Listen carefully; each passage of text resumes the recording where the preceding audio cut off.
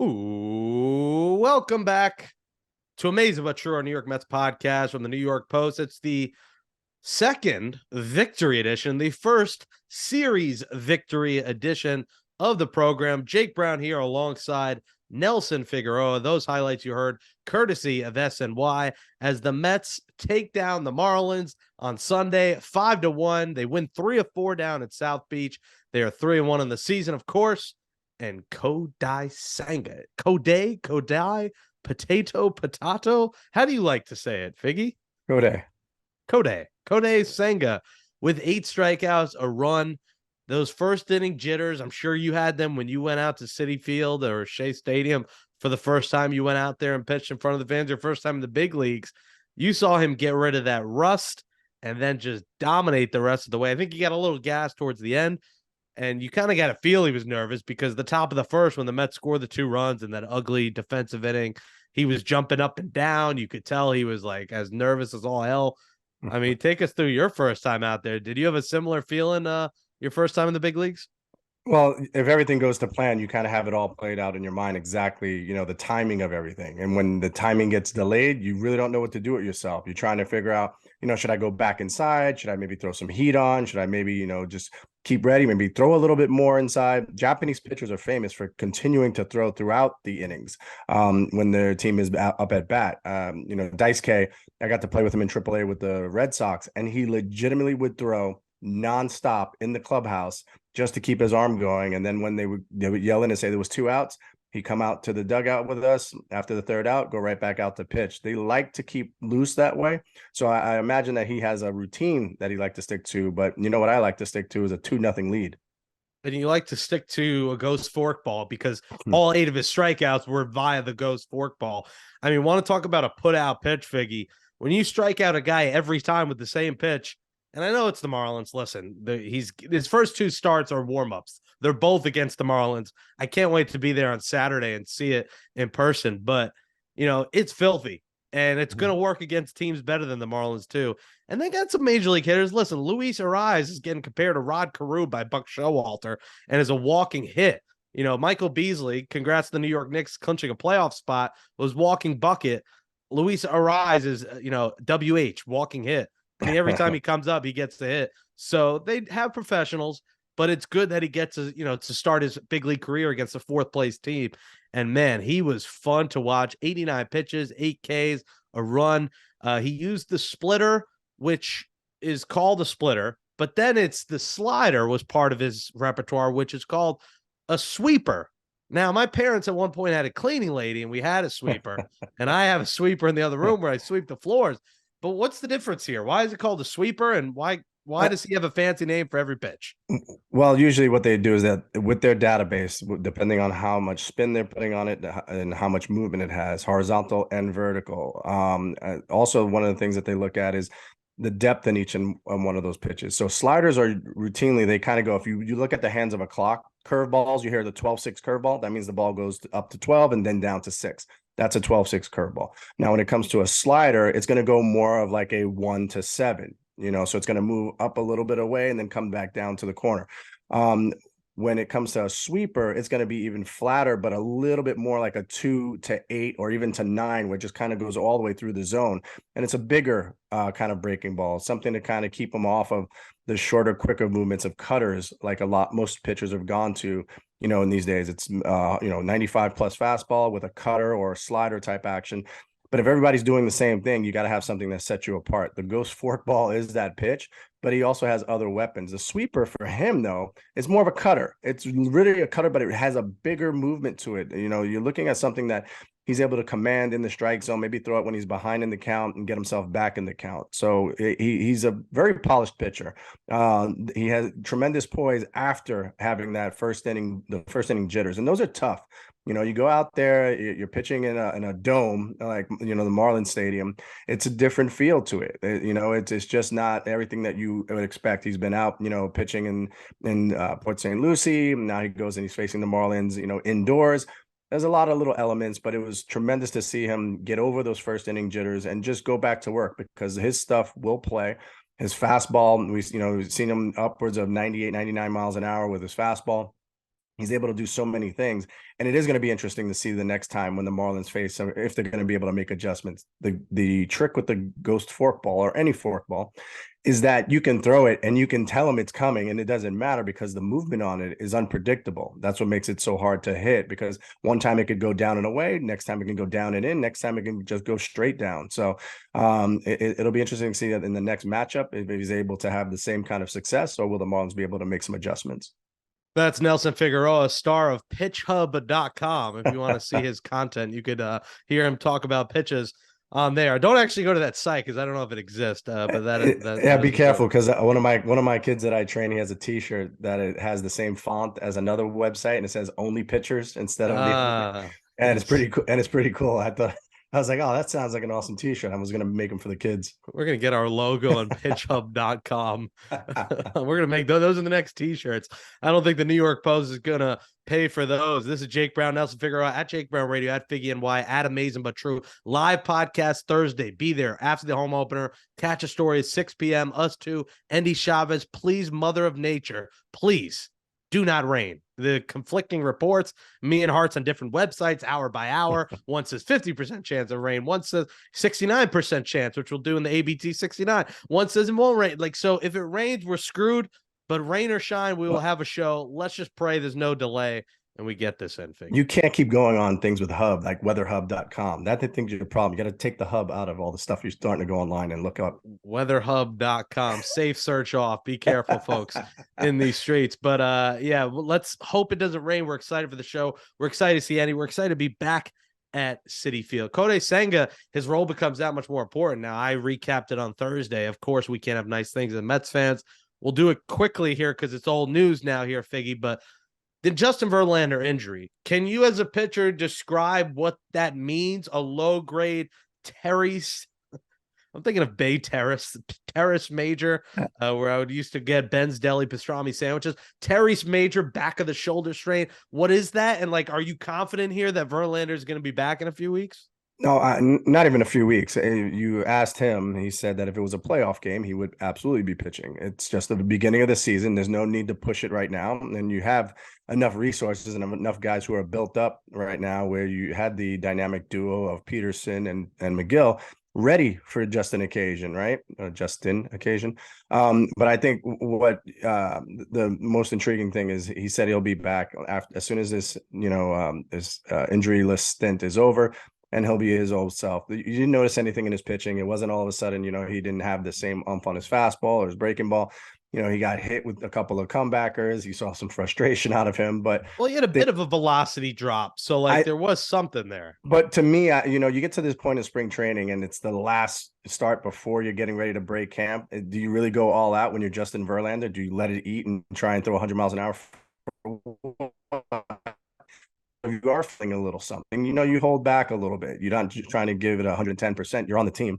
You're not trying to wow people. You're just trying to kind of fine tune some things, maybe work on your changeup a little bit more, maybe work on, not pitching with your best velocity and just pitching to contact a little bit more. So there's things that guys that have done it for, as long as he has 15 years and a couple of Cy Youngs to boot.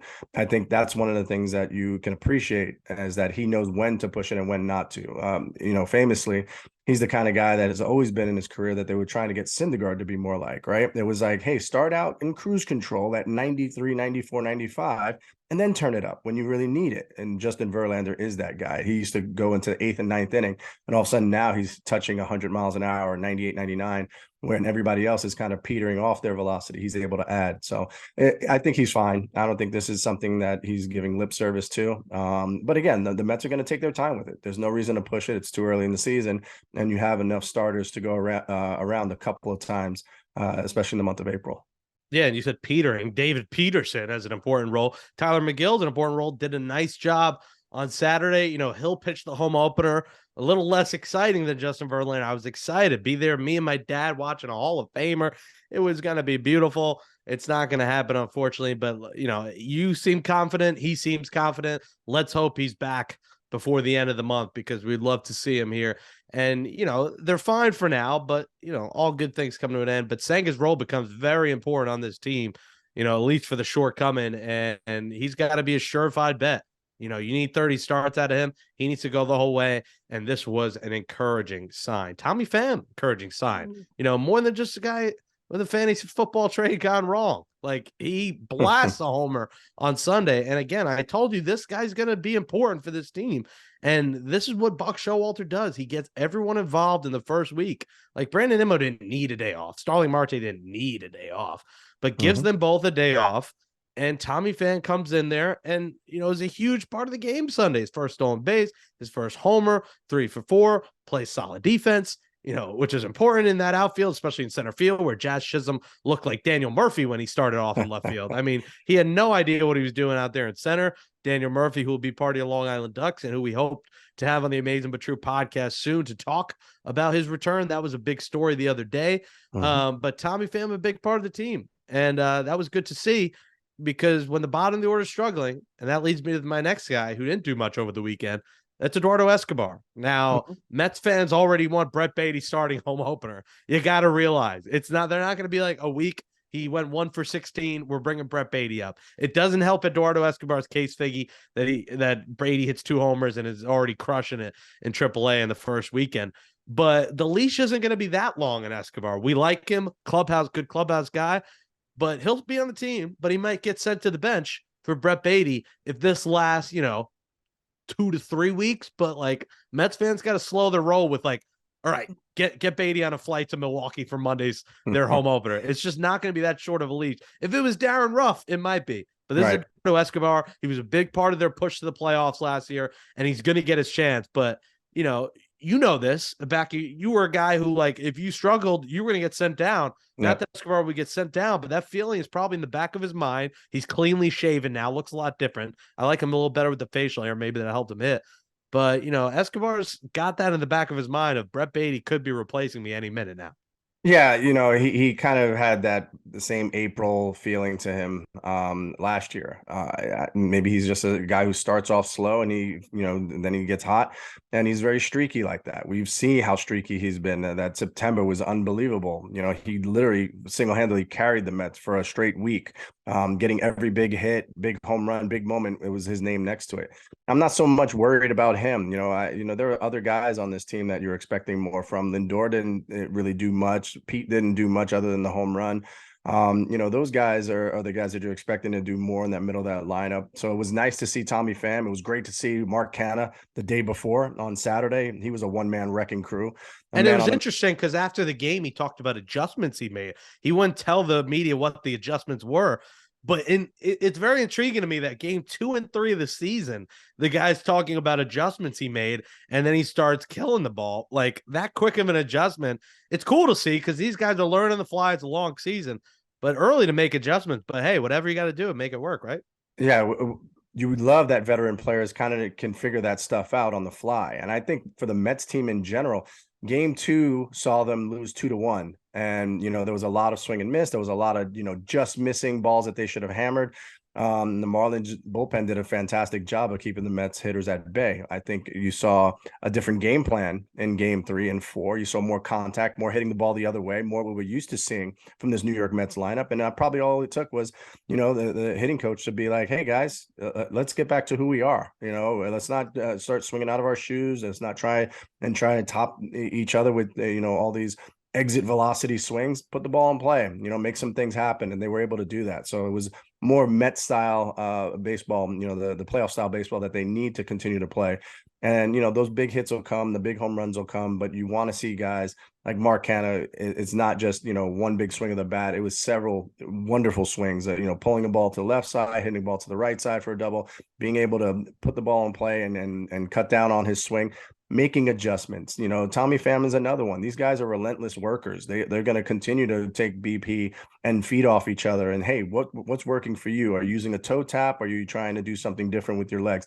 If you look at the batting styles of each of these guys, it's very different. Francisco Lindor is different with his leg kick, the way that, you look at Starling Marte, he doesn't move his front foot at all. He kind of just brings in his knee, and then he's able to create such power with the his physical gifts that he has.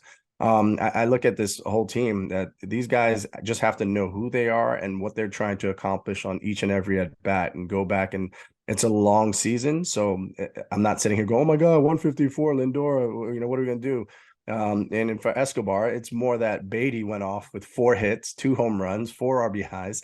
And he looks like he's the real deal, because that ball he hit to left field for the grand slam was so impressive. It was a fastball, 97 miles an hour, in on his hands, and he was able to keep his hands inside the ball and drive it out to left field. That is a unique type of talent and swing, and is something, of course, Met fans are clamoring for. I think if things can stay the same with Escobar, you're looking at a make call up for Baty, and for him to get more of a chance. I said by Cinco de Mayo, I think it's happening. So that's the 5th. May the 5th be with you. And yeah, you said remember who you are. I couldn't get out of my mind Lion King when who is it that says remember who you are. That's James Earl Jones. Is it? Yeah, but he was Darth Vader, the main character, right? He was the lion, king of the lion. The lion. Oh my God, you don't know his name? Oh my God, what's the first letter? Mufasa. That's right. Oh, good. It's been a while. A lot of long days and nights here at the New York Post. That's what they're called. Losing my memory here. Yeah. So only an Amazin But True do you get a Lion King lyrics, and now you will get lyrics to my new hit single, Figgy. Now, I almost lost my voice freestyle rapping in an Uber on the way home. And there was no video until like the driver was like, "Well, I do have a video camera going." I'm like, "Oh no, this is gonna like end up on YouTube." It's one of the drivers who got the camera in there. Like, this could be ugly. Although I was dropping some hot fire. So Sunday, the Ghost Forkball inspired me to write a little remix to Ghostbusters, the hit song from the hit movie by Ray Parker Jr. Now, if you're listening to this or you're watching this, you're gonna hear an instrumental, but we will tweet out to @Amazin But True and on our socials the video with the music underneath, because of copyright infringements and things of that nature. We unfortunately can't play. I thought like we get away with it by playing the karaoke version, but it's still the same beat. So Hart says that they'll probably take it down on YouTube. Wouldn't it be the acapella version? We'll just hear your raps and not the music. You will on the show, but if on our social, we'll be allowed to post it because we're not monetizing off of Ray Parker Jr. Is your Parker lyrics. Jr. Is Ray Parker Jr. still alive? We'll have to look that up in our research. All right, here we go. It is Ghostbusters, but it's called Ghost Forkball.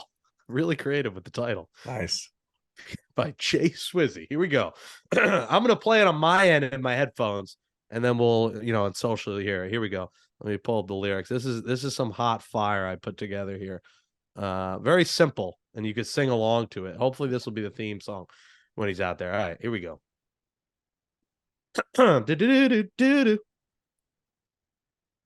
If there's something good in your ballpark's hood, who you gonna call? Ghost Forkball. If the pitch so filthy and it looks so good, who you gonna call? Say it, Figgy. Ghost Forkball.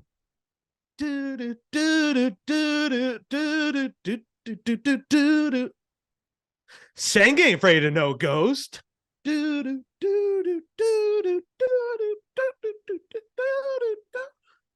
Senga ain't afraid of no ghost. All right, here we go. Verse 2.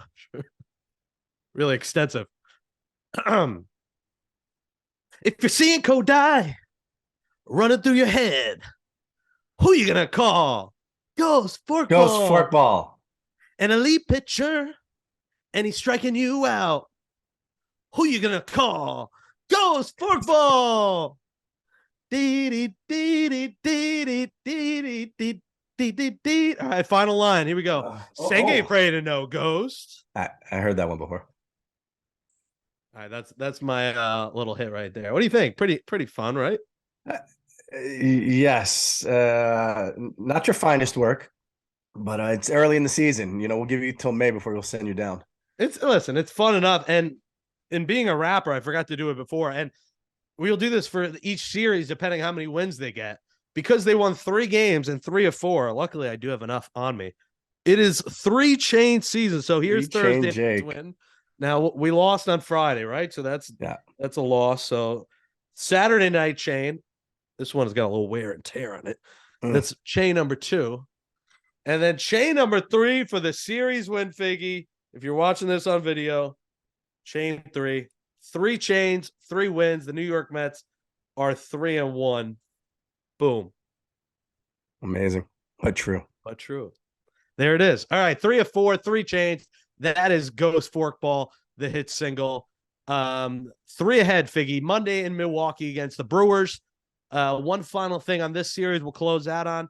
You saw you guys you hadn't heard of, but they did a good job out of the bullpen. John Curtis, Steven Nagasek, and Dennis Santana and Drew Smith all did solid. The Mets only gave up 1 run out of the pen. Curtis gave up a homer.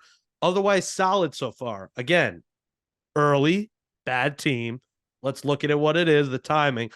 But a good sign considering you lose Edwin Diaz, and that's the biggest concern of the team, Figgy, is this middle relief. And I thought there were some strong signs there from the bullpen, shutting the door on some good starting pitching. Yeah, it was really, really good all the way around. The bullpen was so solid. You weren't sure what you were going to expect from the names that you weren't very familiar with. But Robertson, as advertised, cool, calm, collected, was able to, not have to be Edwin Diaz. Edwin Diaz is electric with a 102-mile-an-hour fastball, 93, 94-mile-an-hour slider. You know what Robertson is? He's steady. He is very good at mixing speeds. He's very good at reading swings on the hitters. Take all these hitters are trying to be very, very aggressive, especially, they're only down 1-2 runs there in the ninth. He's taking that and using it against them. He's slowing his breaking ball down, making it move a little bit bigger, having more depth and more tilt to it. And, he just looked very calm and collected. The Mets overall, their bullpen, only 1 run, 13 innings pitched. Did a fantastic job each and every time out. Can they keep this up for the full season? Of course not. But what you love to see is that each guy, once he got on the hill, just worried about handling those 3 outs in front of him. And then if he had another opportunity, do it again and, pass the baton and keep it rolling until Robertson was able to close the door on those games. And part of the fun of a Mets season is the storylines, the players that come along with it. And a guy like Dennis Santana, like the Dennis the Menace. I mean, it's already writes itself that would be a fun little storyline if he continues to be part of the team. He becomes Dennis the Menace out of the pen. And, Buck talks about the guys taking the card out there. That's another thing. Shorter games, the card saves time. But, you saw a lot of, frustration with umpire, guys stepping out. All right, that's one. That changes your strategy on the base pass. It changes the pitcher's approach. You saw Brandon Nimmo finally run. You see a lot of guys around the league. Stolen base numbers are very high, which is great for baseball. Again, shorter games, good for baseball. I think if you're watching on TV, I ended up going to Yankee game Saturday. It ended up being a longer one, but usually it's a little shorter the games. We talked about a little less time for food, but you don't have to block out 4 or 5 hours. You block out 2.5 to 3, and it's pretty much a lock. It's over. So we saw some interesting things with the rules, some good, some bad, but overall, I think the changes are intriguing, and I think the umpires, Figgy, are still trying to learn what the rules are themselves. Because, like I said on Thursday's post game, is the whole Alonso getting back to first base. They called that a ball or strike on McNeil because Alonso took too long to get back when he was coming off first base, and the Mets Buck said, "Well, that was wrong. They know they were wrong, and they told me they were wrong." There's going to be some headaches with these rules, but I guess as a lifelong fan, it's interesting to see, the changes that are happening to the game and how it's affecting the strategy with hitters, with pitchers, the approach mentally. It's affecting guys. You saw Alonso, there was some frustration when the pitcher called off. I forget the word for it. Disengagement. I think that's disengaged. They were disengaged. It's very intriguing to see all angles of these new rules. Yeah, it seems like a lot. It's just a lot all at the same time, right? If you had one thing to worry about that was different in the game, then you could understand. But you're talking about no shift, bigger bases, pitch clock, hitter clock, engagement, disengagement. You're talking about intent or focus, and the umpire has to gauge whether he's made eye contact with the pitcher, which some guys don't like to do. How do you gauge that? So there's a big. There's a big, I think, there's a growing process to this thing. There's a maturing process to this thing where, spring training, it doesn't matter. It's spring training, but now these numbers count. These numbers matter, right? And you don't want the game being tarnished because of pitch clock violations or non-pitch clock violations or guys stepping out, how many timeouts, it's just, I just felt like it was going to be a lot, and it was going to be this way. Hopefully it gets smoother. Some fans are, they're liking Faster games. You know what? I like faster games when my team wins 2-1. I have no problem with that. Honestly, like that means it's a well pitched game on both sides. Guys are working quick normally, and that's normally when you have those games. But when you're gonna have games at 11-7 and 10-11, that's gonna take time anyway. And then you're gonna have all the different pitchers coming in and having to make sure that they're properly warmed up and the clock on each one of these guys. I don't know. I'm still not sold on the whole idea. I just don't like baseball being a game of watch the clock or hurry up and wait. It's like when you want to go out and go play golf, you want to enjoy the day. If you're a fan of baseball, you want to go to the ballpark and enjoy the day. If you're a dad and you're taking your kids out and you got two kids, one kid wants to go on one side of the field, the other kid wants to go to the other side of the field, then you want to go to the wiffle ball. And by the time you're done doing those three things, you're in the seventh inning and you didn't even get to see the game. So I think that's going to be something that, fans will, I don't know if they'll complain, but if you're paying that much money to go, you want to enjoy the experience. And if you're feeling rushed, like, hey, game's over, let's go here, go home. That's it. It's not nearly the same. And while the games are quicker, the replays are still long. And how do they mess up that Pete Alonso call the other day? I mean, come on. Like, they're looking at this thing and still get it wrong. Like, there has to be someone just going, what's the point of them going to this side? Have someone at Chelsea, NYC, whatever it is, call them, tell them he's safe, he's out. That Alonso, it can't happen. You can't replay and get it wrong. It just cannot happen. The guy was off the bag, he's safe. Like, they call him, it's just, that to me blows my mind that you can see these replays and still get them wrong. Luckily it didn't, affect the Mets too much, but God, that's really what's frustrating. Well, with the theme of games going quicker, we're going to go quicker. Now, there's the MSG 150, and with Citi Field, the home opener Thursday, and you saw our food reviews, we're going to try to do something quick here, and we're going to do our own version. It's the ABT 69, Figgy. Of course, just us being immature. We'll go with 69. Oh, no, not us. Not us. You. That's true. I came up with this one. It's also very close to half of 150. It's it's not Mama Brown's math. It would be the ABT 75 if we want to be half, but we're going to go a little less than half and make it a nice odd number 69. So we're going to start the clock here. Let me clear my throat. What? Why 75? Because that's half of 150. So if we were to cut the MSG 150 Bill Pito does, Knicks Rangers game. Yep. So we're going to do the ABT, the Amazin But True, if you couldn't figure out what ABT stands for. I'm trying to think what else. Never mind. We'll go through all the Citi Field new food. I'm going to get you ready for Thursday. Big series this weekend. If you're not going Thursday, we'll see you Saturday. We'll see you Sunday. I got my timer here. Let me put it in front of me. Hearts doesn't believe I'll come close to getting through it, and he's probably right. I'm basically on a site that has all the options, so I'm going to try to just list what the option is and a quick nugget on it, and then move on to the next kind of restaurant. Now, we don't know the sections yet, so I don't, I can't tell you last year behind section 104 lobster roll. We'll do that in a follow-up in the coming weeks. But for now, here we go.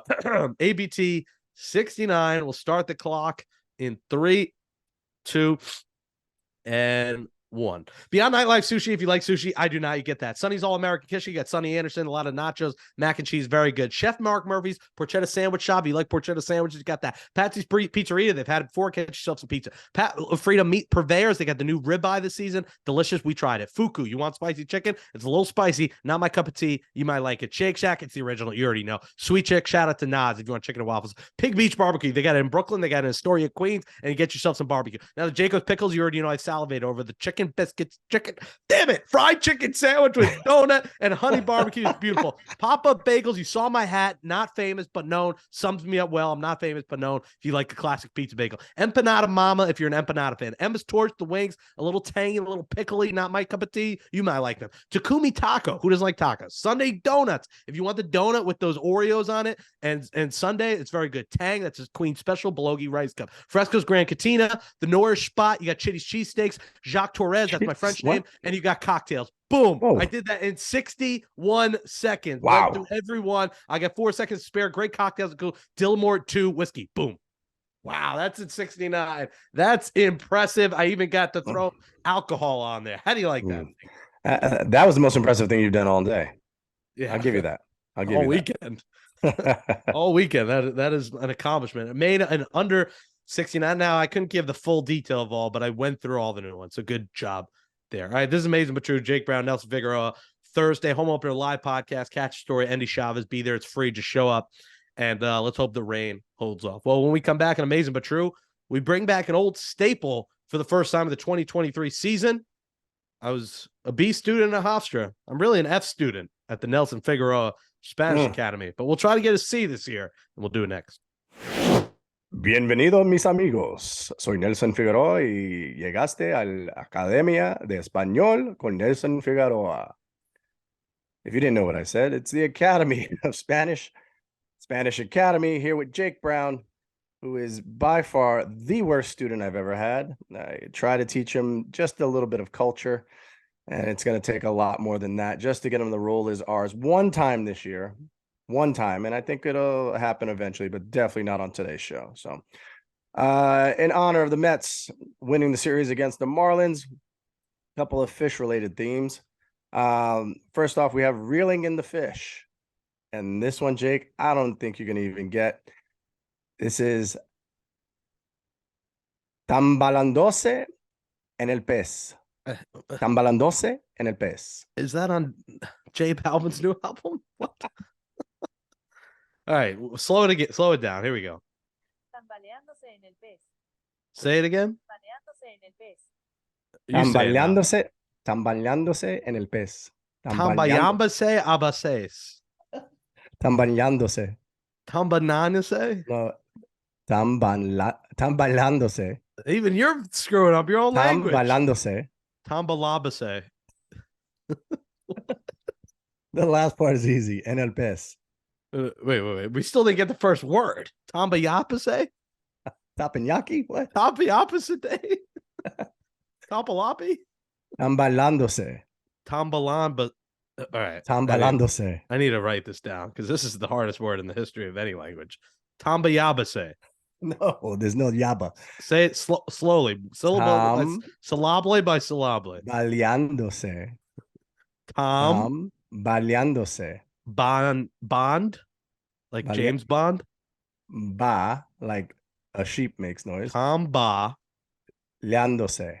Yandose. Leándose. Lean. Leándose.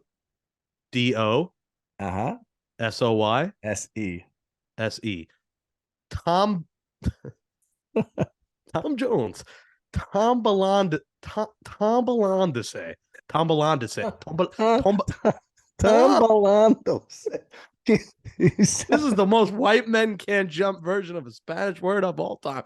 Tombalándose. I got it, right? That's not bad. That's not bad. Next word. That's only word one. Keep going. Tambaleándose en el pez. You didn't finish the whole thing. Tambayan. No, she's saying tambayándose. No, liándose. Tambaleándose en el pez. It's hard to hear the rest of it. El Perseis? En el pez. En el pez? Fish or pez. En el pez. En el pez. All right, so tambalándose en el pez. Good enough. I can't. Say it one more time. Tambaleándose en el pez. Tambayándose en el pez. Tambayándose en el pez. Yeah, F.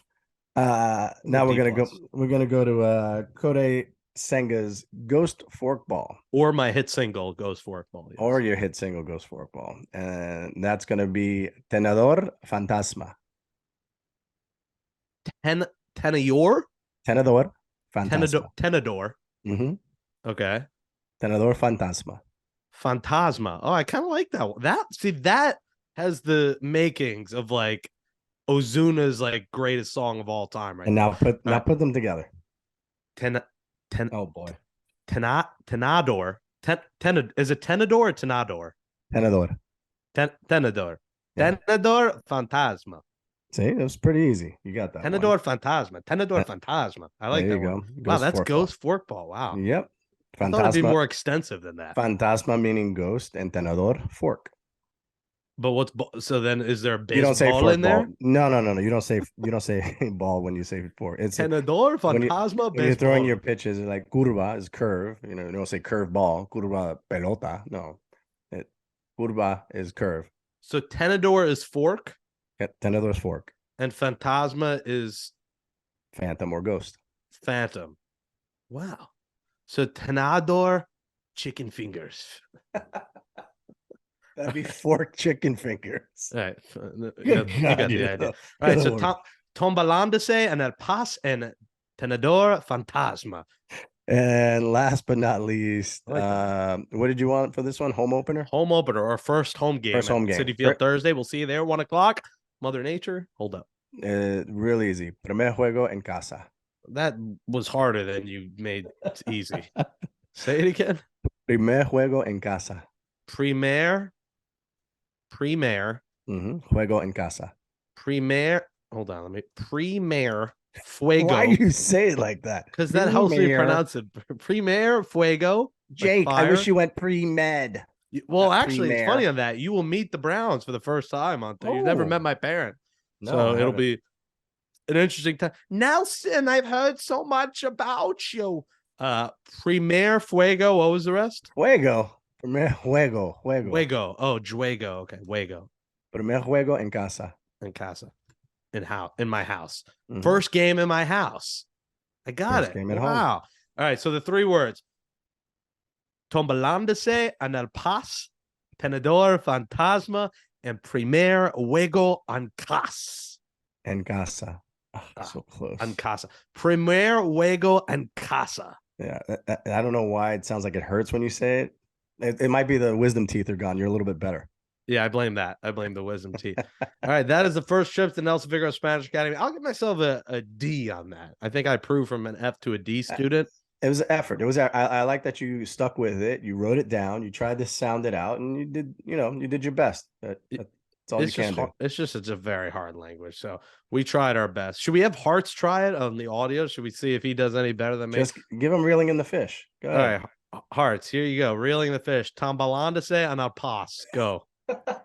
Okay, so I'm gonna have Figgy say it again because you keep saying it, and I'm never gonna get it right. All right. Figgy, You know give what it I again. love? I literally love Google the Google Translate when it says it. Listen. Tambaleándose en el pez. Tambaleá- Tambaleándose en el pez.